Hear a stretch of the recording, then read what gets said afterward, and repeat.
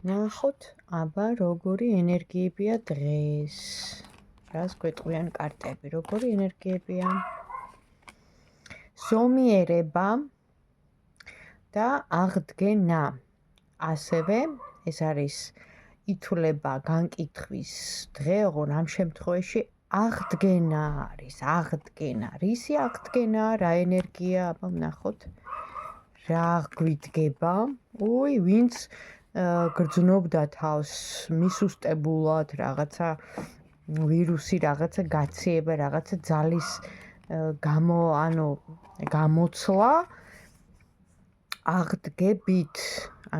ნახეთ, თვითკმარი ქალი ამოდის ყველანაირად დღევანდელ დღეს მოდის ახალი ენერგიები, რომლებიც ესე დადებითად და კარგად იმოქმედებს თქვენზე.